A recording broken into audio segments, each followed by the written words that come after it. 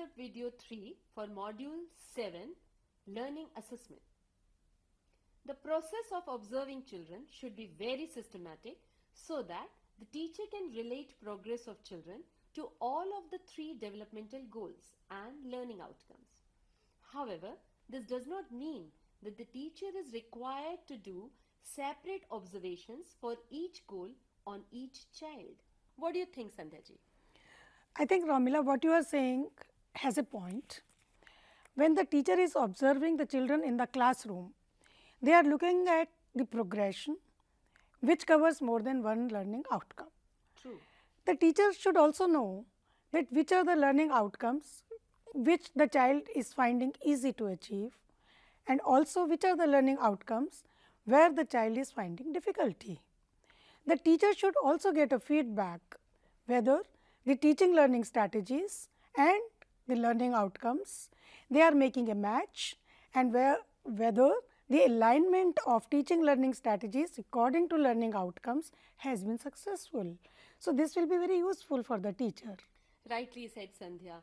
I think then teacher must be familiar with the learning outcomes so that she can plan the activities, experiences and opportunities for each of the learning outcomes so that the desired learning outcome can be achieved.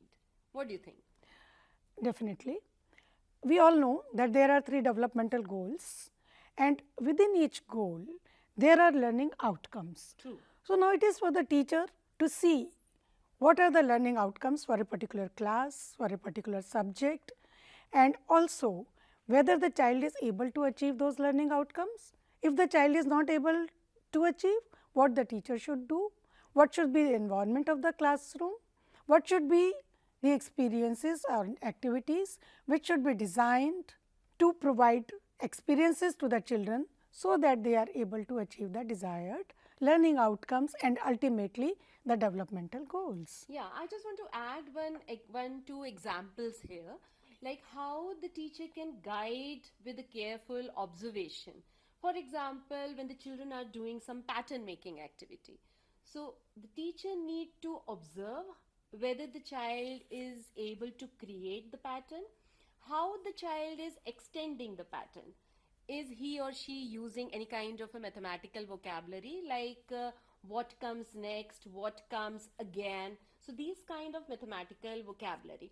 Similarly, when the child is arranging some objects in order, like the child is seriating, is the child is using the vocabulary, this is lengthier than this is heavier than this is bigger than this. So accordingly the teacher can guide the children's learning and help children to move further. So I think all such kind of information and feedback the teacher has will help the teacher to plan the FLN content so that she can also plan appropriate pedagogical practices and help each child to reach the desired learning outcome with such kind of a careful guidance and careful observation. Sandhya, you want to add to anything to this? Yes, Ramila. Well, my message will be for teachers, and I would say the teachers should keep observing, and while they are observing, they must keep guiding the children so that their learning progress is in a certain direction, which we say in a desired direction. Here, one more thing I would like to say. Sure, please go ahead. There can be so many ways to assess, we all know. Yes. But for young children and for children, like we are talking about FLN stage, I will say that observation is a very powerful technique. Absolutely. Because while you are observing a child, you are looking at the child holistically. True. So, not only that you are assessing the progress of learning in a specific direction, but also you are knowing the personal attributes of the child, the personal interests of the child, the attention span of the child. So, all these things can be done with the help of observation. So, observation is a very powerful technique, and teachers should do good observation, and based on observation they must guide the children and their parents. That is. So I think we both of us agree that ultimate aim of the assessment is to help every child flourish. you.